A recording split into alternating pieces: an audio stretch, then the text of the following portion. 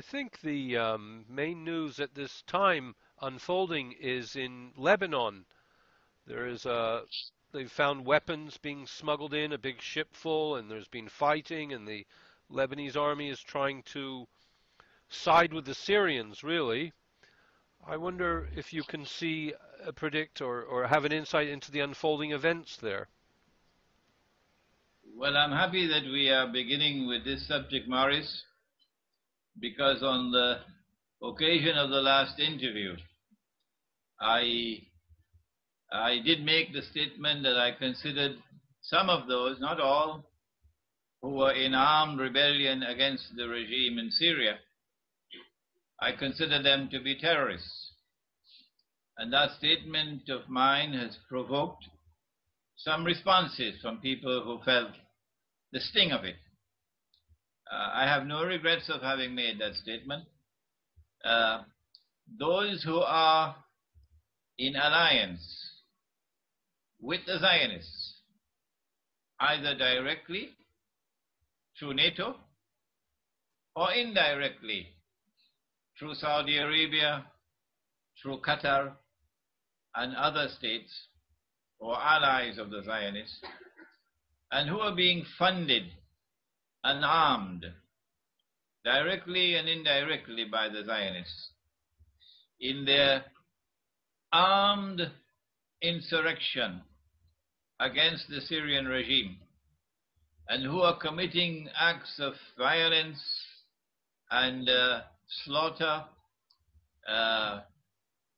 acts of terrorism, which using any yardstick qualify as terrorism, must be identified as terrorists, and I make no apologies for that statement. That they are terrorists, and they must be condemned as terrorists. The news that arms are being shipped into Syria through Lebanon, as you just mentioned, does not surprise me. I think Turkey has played perhaps the dirtiest role of all. And this is not the language that I normally would use, but I have to use this language now. It's a dirty role being played by Turkey, and someone has to stand up and tell the Turkish government that to their faces, that arms and ammunition have been infiltrated into Libya the same way. And the purpose was to bring down the Libyan regime, which was a regime which was an obstacle in the path of the Zionists. And the same thing now in Syria, so that the Arab Spring could be revisited. It happened 100 years ago, as I said to you in Maris. And now again, so that regimes which are friendly to the Zionists, or pliant with the Zionists, can now replace like those in Libya and in Syria. So we are seeing a return to the Arab Spring, and we know that on this occasion the outcome is going to be different. On the last occasion, it was a walkover. They achieved all their objectives, and they were able to establish a state of Israel in the Holy Land, and consequence of that first Arab Spring. But on this occasion, their stakes are much higher. On this occasion, they're doing these things so that they can cause the state of Israel to become the ruling state in the world, replacing the United States of America. This is a branch of knowledge that is known as eschatology. And I am speaking from Islamic eschatology. And those who know me would know that I've been expressing these views for the last 15, 20 years. That Israel is now going to make an effort, or the Zionists are now going to make an effort to cause the state of Israel to replace the United States of America as the ruling state in the world. The difference between the first Arab Spring And this Arab Spring is a man named Putin and a country named Russia. And I have a Russian student here with me here tonight. He's a student at the International Islamic University. The Deputy Prime Minister of Spain, the former Deputy Prime Minister of Spain, revealed a few days ago a conversation that he had with Putin, I don't know how many years ago. He must have taken it out of a museum. That he spoke to Putin about the sale of Russian missiles to Iran, and was trying to convince Russia not to sell those missiles to Iran. And he says that Putin said, "Don't worry about that. Israel will take care of Iran." Those were his words. Well, I think they have a surprise coming their way if they think that Israel and Putin are friends of each other. Because on this occasion, the attack is not only on Syria, and they've not been able to succeed in Syria largely because of Russia and China. The attack is also on Iran, and because they are so obstinately, and I choose my language carefully, they have a pig-headed obsession of ruling the world. The implication is that regardless of consequences, even if it's going to be nuclear war, even if millions and millions and millions are going to die, Israel is not going to be hindered. They're going to continue pig-headedly with the effort to subdue Iran and Pakistan and Egypt and Syria. And in the process, they're going to cross a line. And when they cross that line, they're going to confront Putin. That's the comment I want to make.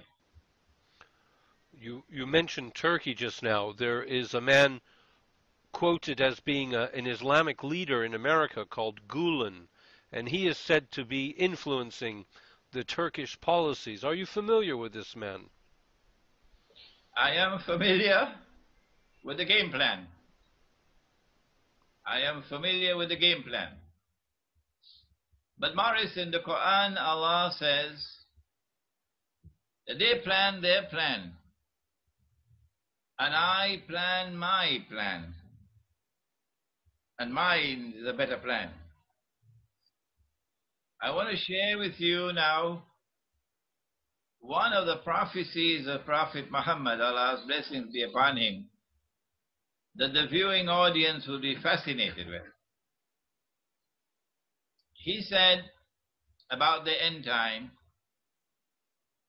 he said that at that time when Jerusalem will be flourishing,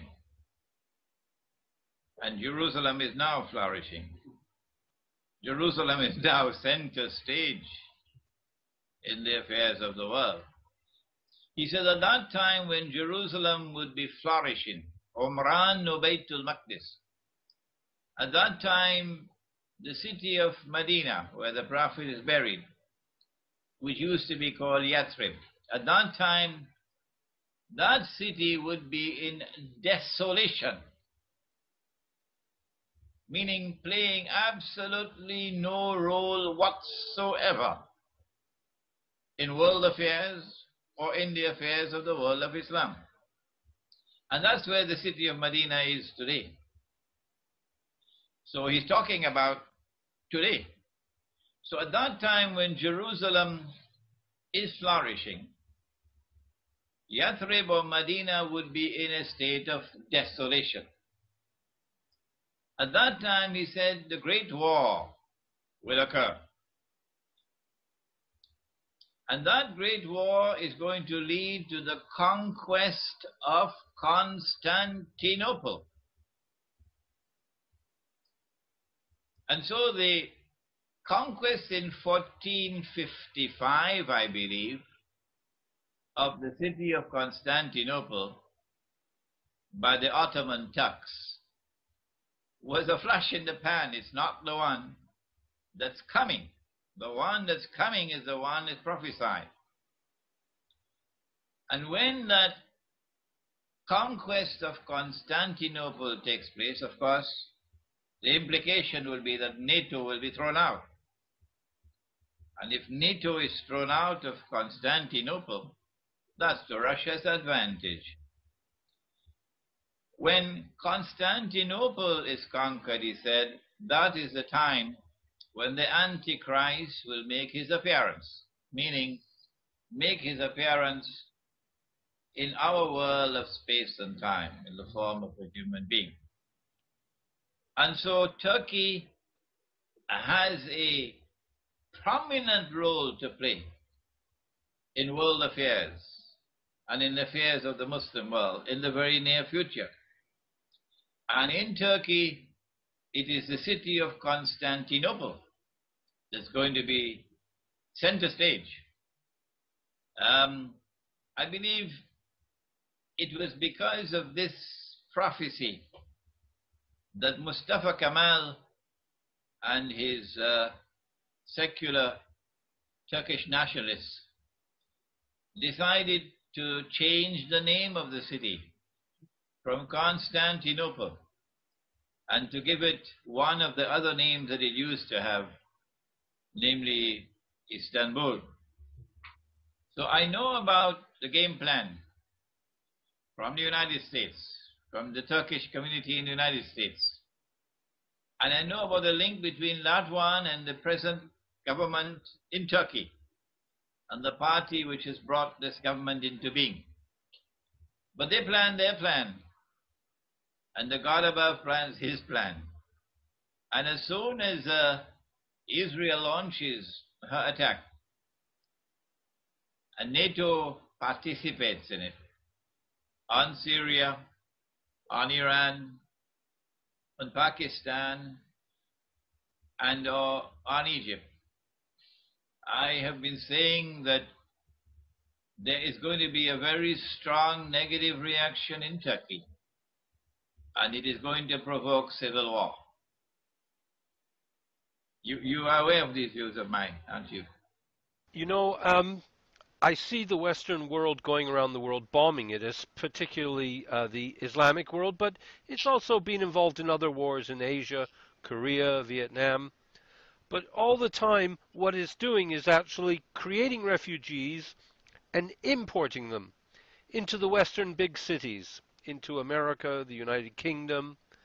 And I wonder, is this not a really essential part of their war aims, to assimilate indigenous people and to break up closed communities that occur naturally in the Islamic world, for example, in Afghanistan?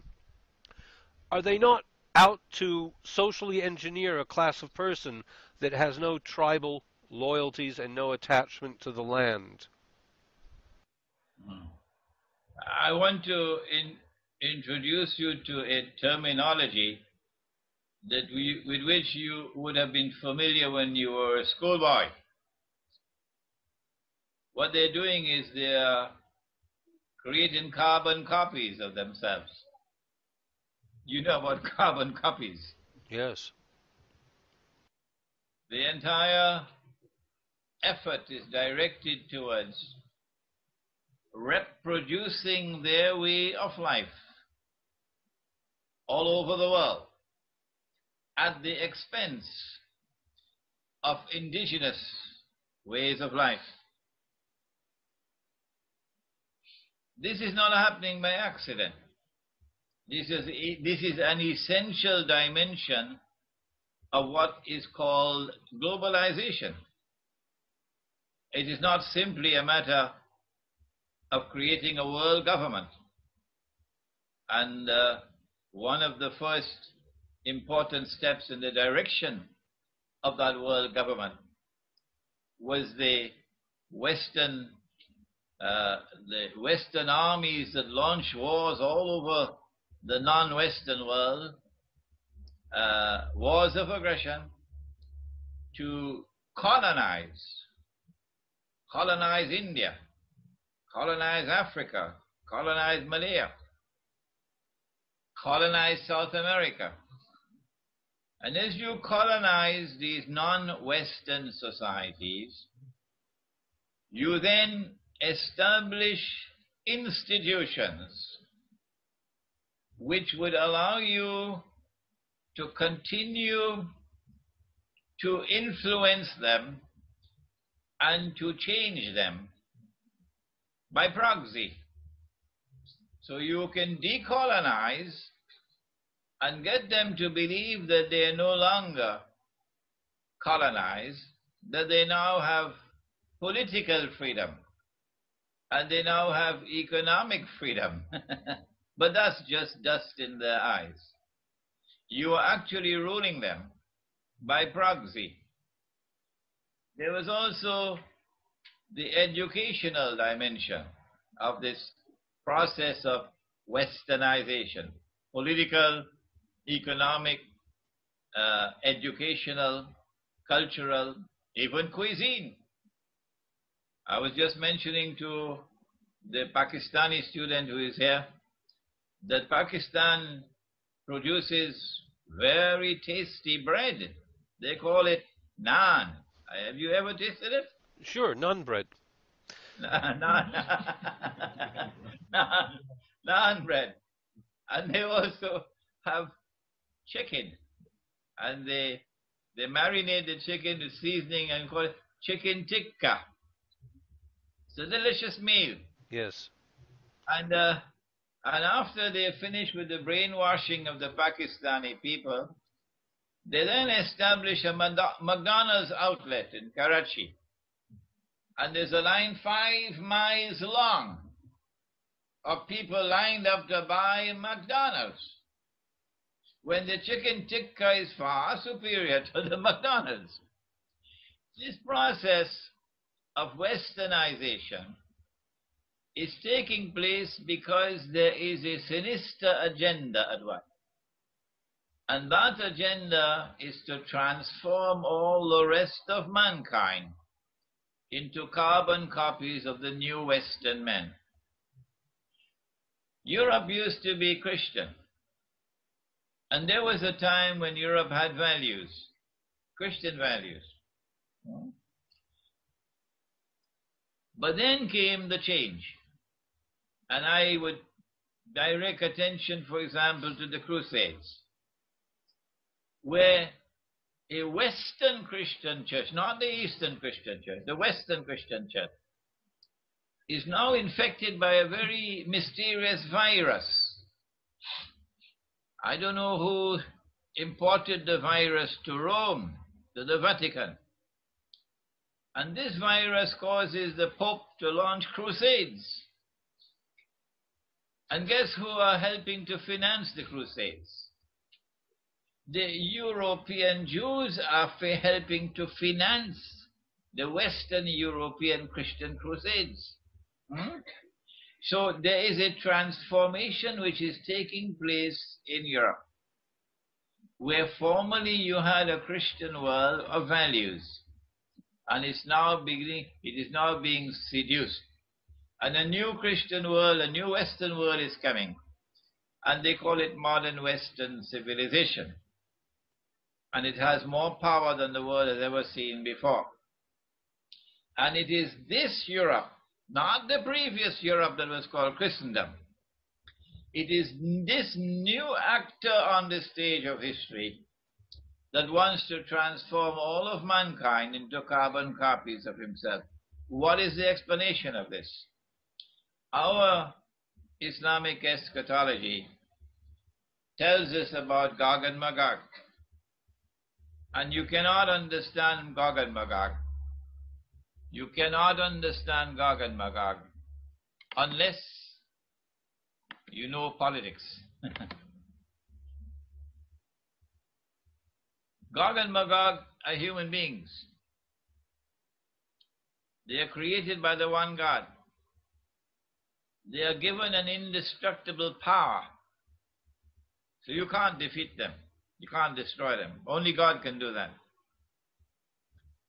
And on the one hand, they corrupt the world. Everything is corrupted. And on the other hand, they act on behalf of Israel. They're the ones who bring the Jews back to the Holy Land 2,000 years after they were expelled. They're the ones who make possible the restoration of a state of Israel in the Holy Land. Yes. And the prophet spoke about Gog and Magog, and he identifies them to be the people who are at the back of this globalization process.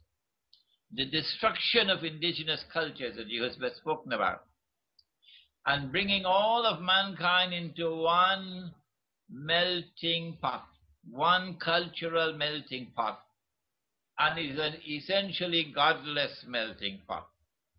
It is an essentially decadent melting pot. He said, none of them, Gog and Magog, none of them dies without leaving 1,000 more behind. 1,000 more like them. So each one will create 1,000 carbon copies of himself. I would be happy, Morris, if I can leave the world with 5 students to continue my work after me. I would be grateful for 5. But they leave 1,000 behind.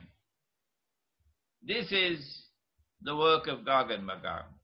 A young lady in Pakistan, the Islamic Republic of Pakistan. She's born in Pakistan. She lived all her life in Pakistan. But she speaks with a perfect American accent. Sometimes her accent is better than the Americans themselves. And she's proud, this Pakistani girl, she's proud of her American accent. How do we explain this? Gog and Magog do not die without leaving 1,000 more behind. And among those 1,000, a couple Pakistanis. And among those 1,000, couple Egyptians, couple Chinese, couple African. This is our eschatological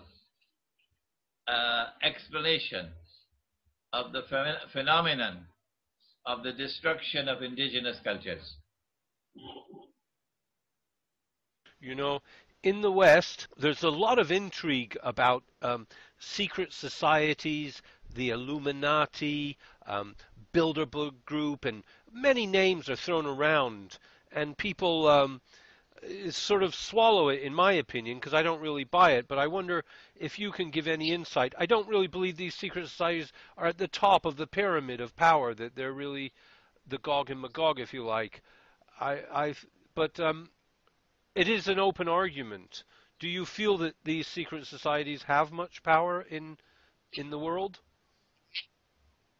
In the Quran, we have been commanded in our personal relations with others and in our public life with the rest of the world. The Quran has commanded us, Kulu qawlan sadida, speak in a straightforward way. Don't speak with a forked tongue. Speak in a straightforward way. Conduct your relations with the rest of mankind above board. Above board. So there must be no duplicity in conduct. That is the religion of Abraham. You cannot have a peace treaty with Constantinople, the Ottomans, and at the same time that you have this peace treaty with Constantinople, the emperor in Constantinople, you are busy in preparations for war. That's duplicity. That's not the way of those who follow the religion of Abraham. What we now have in the world is the corruption of the public life. That you have formal governments who conduct formal business with the rest of the world in a formal way above board. But they establish secret organizations to do the dirty work. You may have heard, Morris, about the CIA. Maybe. Yeah. The people of Haiti, Morris, the people of Haiti had such experiences with the CIA in Haiti because they made a mistake of slapping France on her face 200 years ago and defeating the French army and proclaiming the independent Black Republic of Haiti. And the Western world never forgave them for that. Never. So Haiti had to be targeted and attacked, brutalized, to such an extent that Haiti, which is a Roman Catholic country, decided to coin a new trinity. The Father, the Son, and the CIA. That's the new trinity that Haiti recognizes. The Father, the Son, and the CIA. And then you have the Israeli Mossad. And then Iran had her Savak. And so it has become fashionable now to conduct your affairs in a duplicitous way. That you have the formal country in its jacket and tie, black tie, and presenting to the world a respectable image. And then you have your Mossad and your CIA to attack America on 9/11, and then to put the blame on Arabs and Muslims. This is what you're talking about with Freemasons and Illuminati. Secret societies which do the dirty work that they want to have done, but don't want to have their faces and their hands soiled, don't want their image to be soiled. But it's more than that. The Quran tells us that these are a people who have links with a world which is beyond our normal observation. It has not been fashionable in universities to teach about angels. Have you ever heard a university giving a lecture? It's not fashionable in universities to teach about that transcendental world in which exist the angels and in which exists what the Quran calls the jinn. And they are jinn who are evil, and they are Satans. And these underground secret societies maintain links with that invisible world. And they have satanic rituals that they have to perform in order to maintain their link with that satanic invisible world. And so when we speak about these occult societies, about Freemasonry and Illuminati, we're not talking only about misguided people acting in a duplicitous way, people who do the dirty work in secret that cannot be done in public. But we are also talking about people who have links with the invisible world and who use those links for evil purposes. Would you include Talmudic Jews within these occult secret societies? I believe that there would be some substance to the claim that in the Talmud you have some corruption of what was given in the Torah to Moses, and that you certainly have some of that link with the occult emerging out of the Talmud. Yes. Thank you. Yes, personally, I'd put them at the very top of all of the secret societies. In Islam, free mixing is not really permitted, and the West is always talking about human rights. And you know, I don't live in a bad neighborhood, but I can see drunks on the street, and I'm sure they're very proud of the human rights they have to drink in public and behave like they do. But I would like you to tackle and explain the issue of free mixing, and I do believe this is a war aim. That free mixing must be instilled and everyone must go through it and have it. Well, we are not a people who are prepared to take another man's wife in our arms and go dancing with her.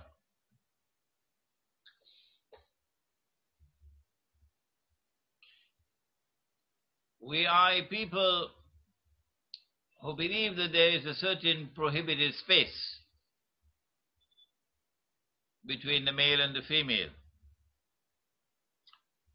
That prohibited space is not only physical, not only spatial, it is also moral, it is also social. But if you went into the home of Prophet Muhammad, Allah's blessings be upon him,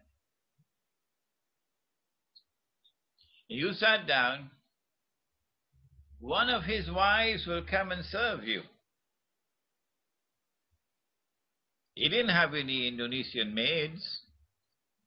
No, because in that time we didn't have paper money to impoverish a people and put them into slavery. So Indonesian maids now have to work for a slave salary. So one of his wives will come and serve you. She's not prohibited from that. We are permitted to sit with women and converse with them. But it must be on subjects which are within the realm of modesty and chastity. And so the prohibited space will prohibit conversations which will be considered to be morally negative. But when it comes to male-female relationship in Islam, I think we got a few lessons to teach modern Western civilization. And to those who had problems with Monica Lewinsky. When we build our Muslim villages, any woman who comes to our village, and Morris, not all women are beautiful. You know that. When we build our Muslim village, and a woman comes to the village and she says that I want a husband, somebody has to marry her. And so we do not have in Islam this conception that a man must have only one wife. That good men have only one wife. In Islam, it is the right of a woman to have a husband. In fact, we place far more emphasis on her right to have a husband than his right to have a wife.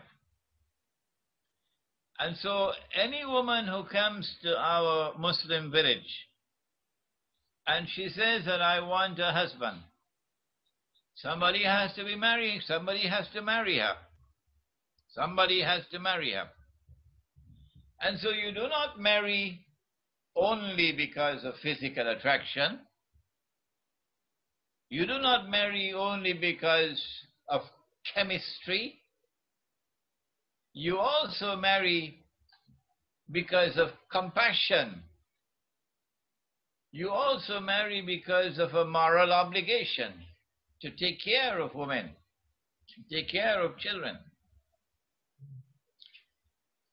And so our Prophet, Allah's blessings be upon him, would have a number of huts in a circle. These are not like palaces in West Palm Beach. These are huts. And each wife would stay in a hut. And the women have a wonderful life amongst themselves. And a man would maintain all his wives. The Quran placed a limit of 4 wives. But you may marry only on the condition that you have the means to maintain them, and that you show some equity in your relationship with the wives. You do not discriminate in favor of one and against another. In our system are plural marriages, and in our system in which there is a prohibited space which must not be violated, we have succeeded in establishing stable families and in preserving the family unit, in consequence of which there are far less divorces, far less broken homes, far less children of broken families. And at the time of Christmas, you'll see the boy in the supermarket looking at the greeting cards. And after he's gone, then you go to see what was he trying to buy. And there you see he's trying to buy a Christmas card. And the Christmas card is for daddy's wife and mummy's husband. Because it's a divorce. And daddy has married someone else. And mummy has married someone else. And he's left out in the cold. Western civilization can learn some lessons from the male-female relationship in Islam, which has successfully established the stable family unit. And that stable family unit is the foundation of a stable social order. Wherever the Western world has gone with its male-female relationship, its feminist revolution, society is crumbling. Society is disintegrating. And the only reason why people can't recognize it is because you have CNN and ABC and NBC and the newspapers and radio and television to constantly distract their attention. So they have capacity to think only moment to moment. The thinking capacity for deep thought is gone. Brainwashed minds can only think moment to moment. You remind me of what Bashar Assad has just said in an interview with Russia Today. He said, we lost the media war, on the first day, but it's not the important battle. But, you mentioned earlier the Ottoman Empire and the duplicitous acts of some Western governments. And it made me think about Wahhabism and the beginning of it. And it is really capturing so much of the Arab world now, and maybe in Pakistan too. Is it not rather disruptive? There are 2 terms that are used. One is Wahhabi, and it is used because the name of the founder was Abdul Wahhab. And so from Abdul Wahhab, they're called Wahhabis. People who follow Abdul Wahhab are called Wahhabis.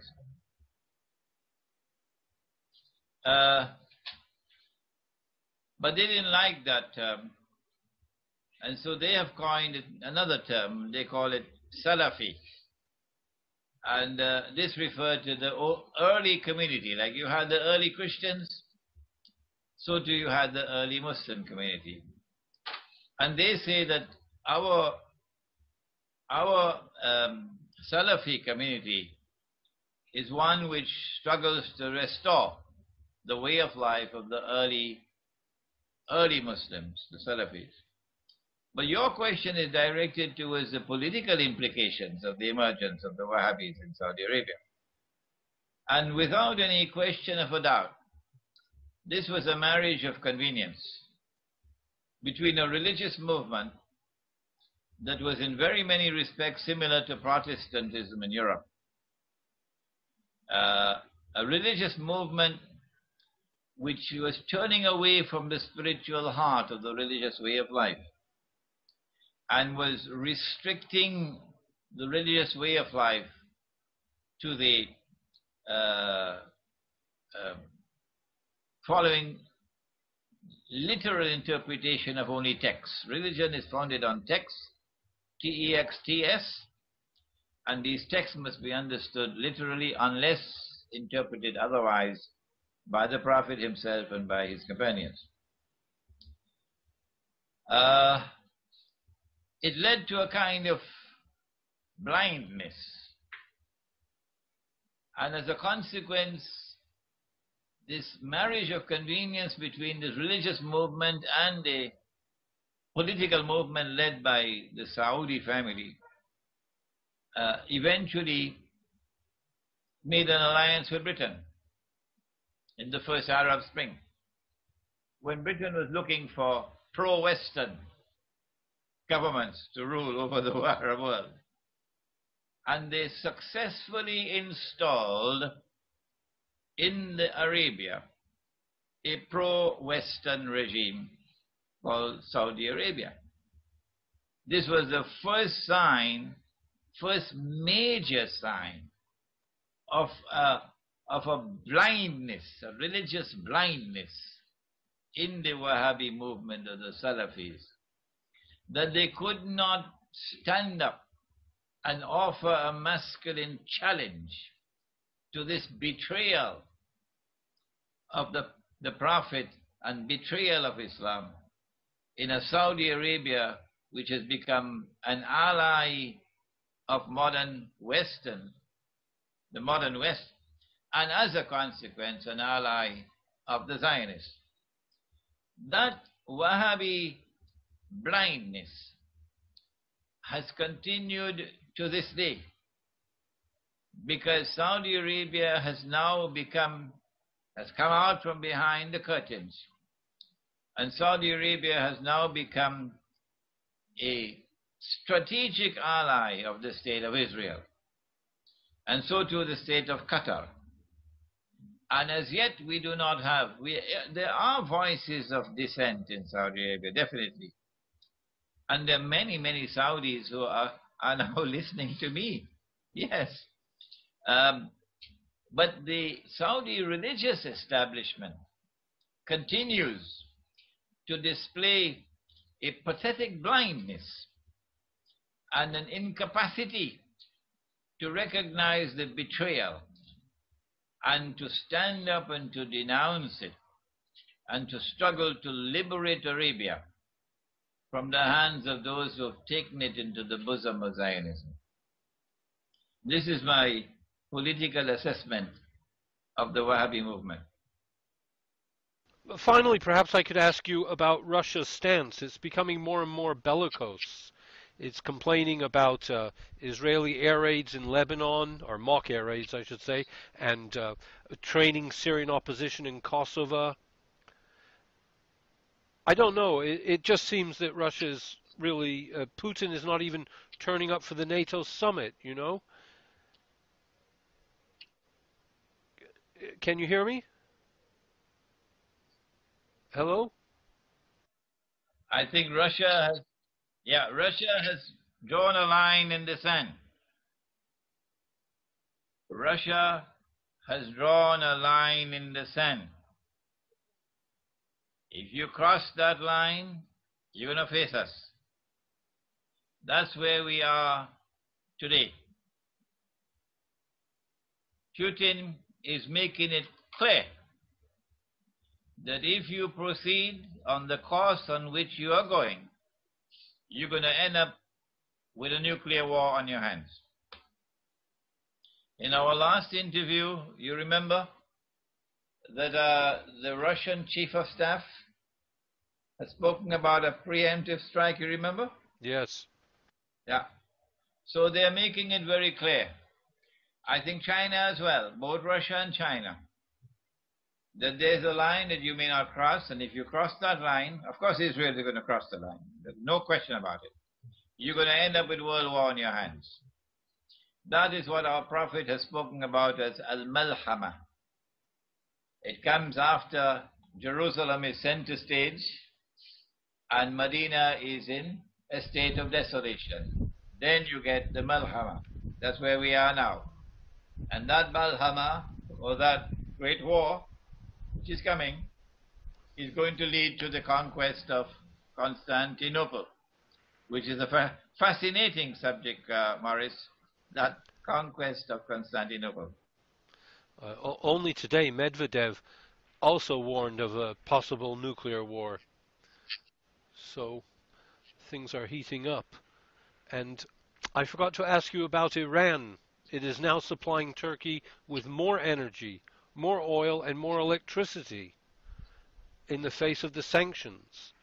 Perhaps these P5+1 talks that are taking place with Iran are supposedly about nuclear power, but probably have nothing to do with it.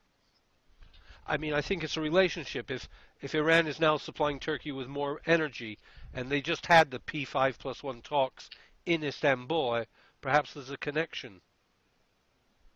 I don't think the Turkish government has ever concealed its position of disagreement with the sanctions on Iran.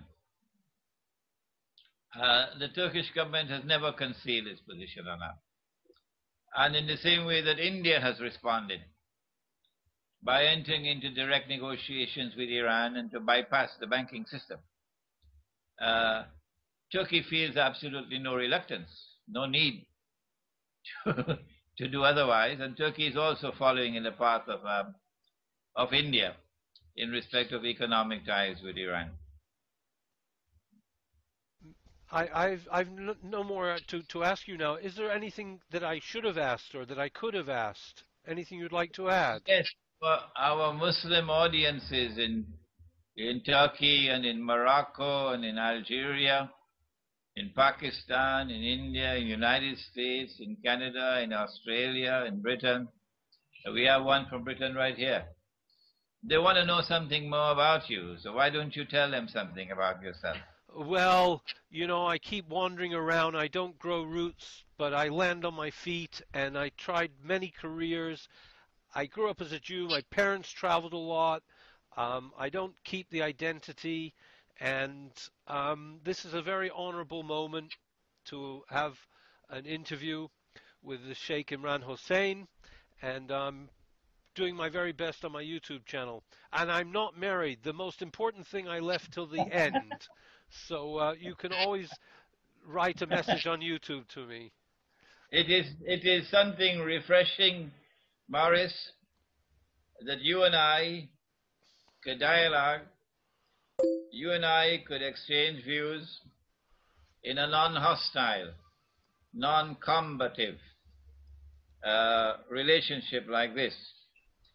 It sends a message to the rest of the world that it is still possible for us to salvage something that we had yesterday, when men of ideas could sit down together from the East and from the West and have a civilized conversation before the Zionist media took over in launching their nasty war on Islam to try to paint Islam in the ugliest of all colors. It is refreshing, it is exhilarating to find in you, Morris, someone who is not prepared to accept that paint job.